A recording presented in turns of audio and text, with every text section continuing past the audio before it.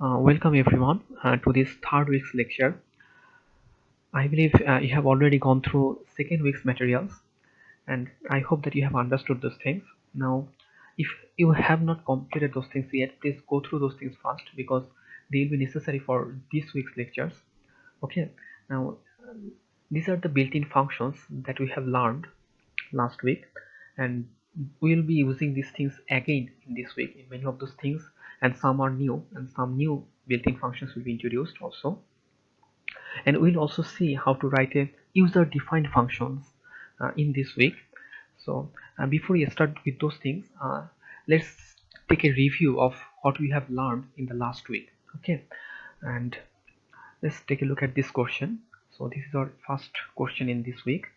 So here the question is, find the first 10 pentatopy number. Now if you can go to the Wikipedia page to search for what is pentatopy number. Okay, I have already shown you the relation here.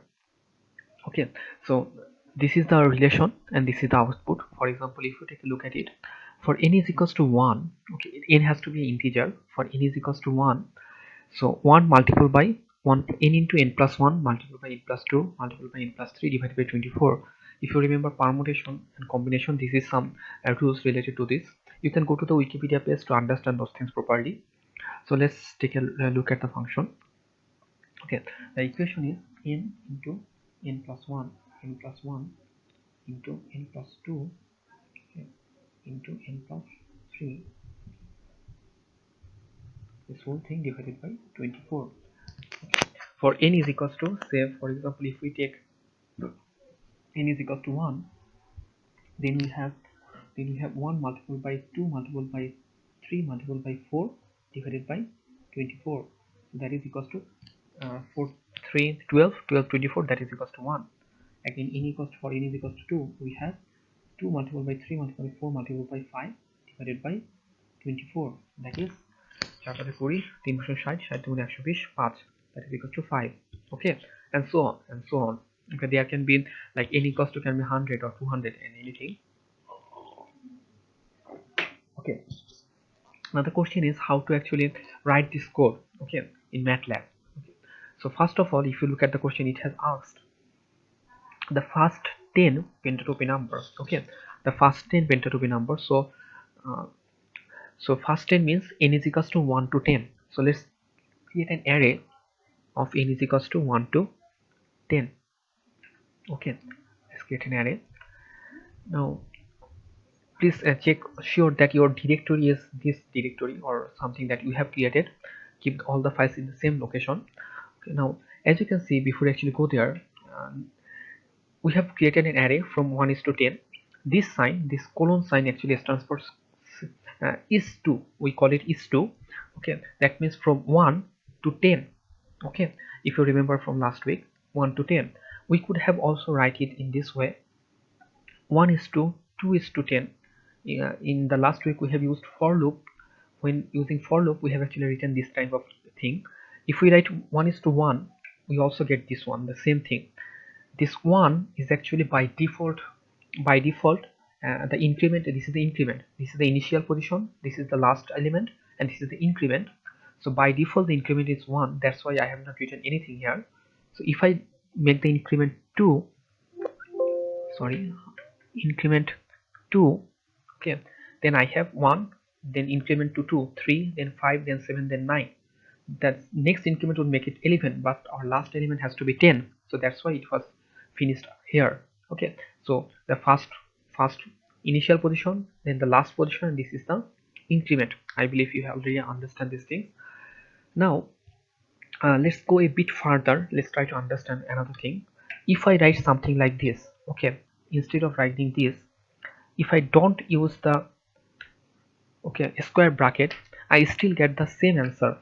Okay, so writing the square bracket or not writing it actually the same thing, because whenever I am using this colon sign or is to sign, it is automatically creating an array. Okay, now these things actually might seem a little bit too much now. Okay, but they will actually start to become obvious, okay, after you actually practice a little bit more problems. But there is something I want to show you. Instead of writing in the command window, if if I actually use this script, which I actually suggest every time when you write a code, use this script, you will see something interesting. So for example, if I try to write n is equals to 1 is to 10, okay, this will automatically create, okay, if I run this thing, go to editor and run, okay, I have to save it. So this was our exercise 201. Okay, so it will create this array. So exercise 201 is done, and this is the array that it had actually created.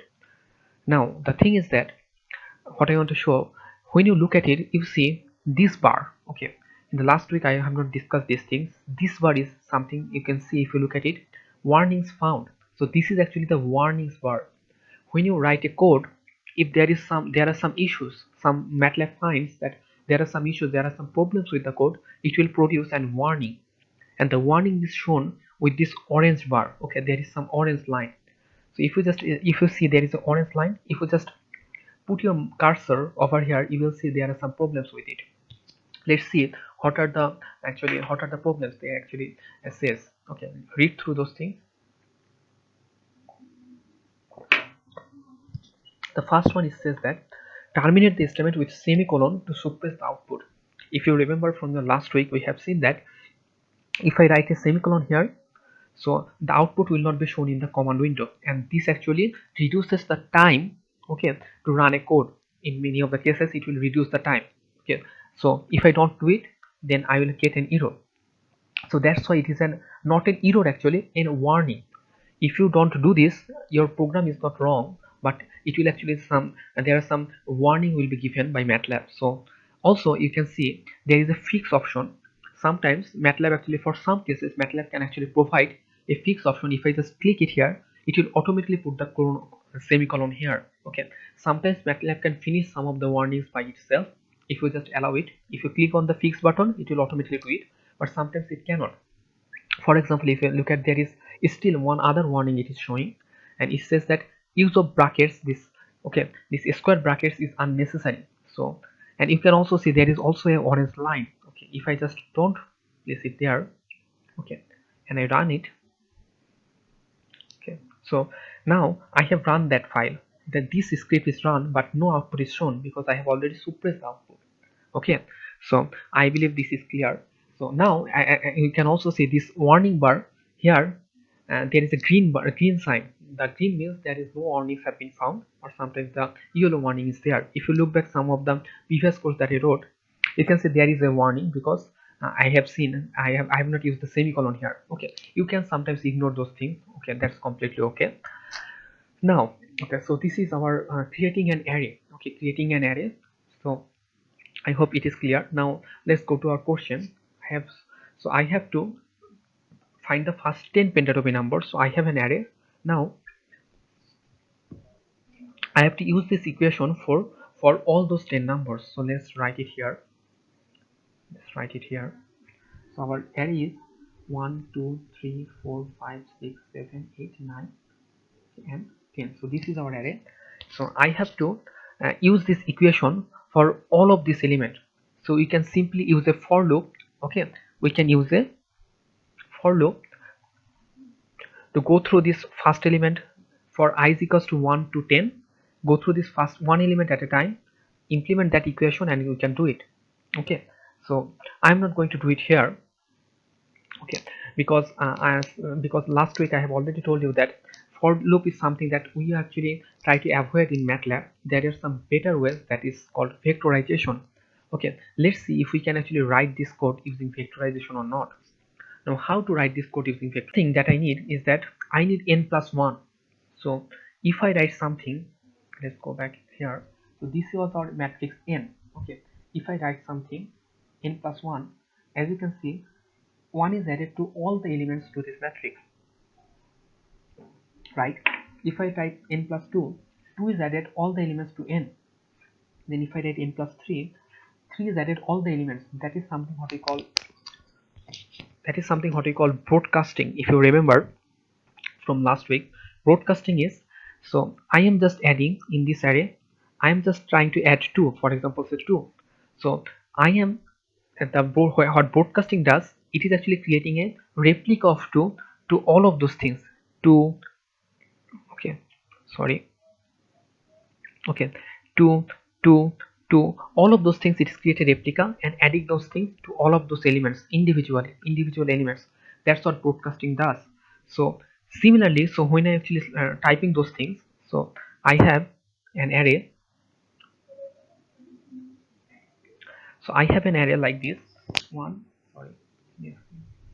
So now I have an array like 2, 3, 4, 5, 6, 7, and so on, dot dot dot, dot dot dot. Then I have another array that is saying 3, 4, 5, 6, 7, and next I have another array that is 4, 5, 6, 7, 8. Now this is like, this is my n. So this is my first one. This is my n. This is my n plus 1, the second one. This is my n plus 2, and this is my n plus 3. And all of those things has to be element wise multiplicated. So if I multiply 1 by 2 to 3 to 4, I will get, I am multiplying this one. Then again, for n equals to 2, I have to multiply all of these things. For n equals to 3, I have to multiply all of these things. So if you remember from your last week, this is something what we call element wise multiplication. Okay, so let's go here in our MATLAB. So let's do something. Our out is equals to n. So for element wise, okay, for element wise multiplication, I have used this dot multiplication sign, if you remember. Then let's type n plus 1. Okay, again dot multiplication, n plus 2. Okay, again dot multiplication, again dot multiplication, then I have n plus 3. Okay, so I have done all of those things, and then I have to divide this whole array. So this is, what is the size, guess what is the size of this array? 1 by 10, because I am just multiplying element wise multiplication. Then I have to divide it by 24. Now this division is automatically creating a broadcasting. Divide 24 of all these elements is divided by 24. And if I actually take a look at the output, run it. So as you can see, this is our desired output, 1, 5, 15 to 715, and this is our desired output. Okay, so if you want to check, you can just try it here. If you just want to check what actually happening, this is our n. Let's n multiple by n plus 1. Okay, sorry. So when you actually doing like this in multiplication, you have to, it is actually trying to multiply the general multiplication. So you have to perform element wise multiplication. So you have to do this. Now you have this multiplication. Now you can, this is saved in your answer if you remember from last week. Then again I have to do element wise multiplication, then multiply by n plus 2. Okay, then I get this. You can again try and see how this broadcasting is actually performing. Okay, so I believe this should be clear by now. So in last week we have learned something that is called broadcasting. Okay, then we have learned element wise multiplication. Okay, sorry, element wise multi.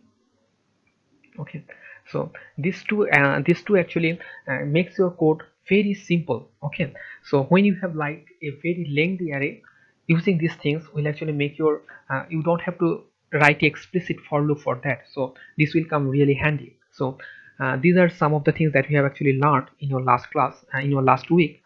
So in the next programming exercise, we'll be using this again and again, and I will actually not actually explain those things in details anymore. So if you don't understand yet, please actually go through those things again and try to understand what is actually happening there. Okay, I believe it's clear. So let's finish this thing.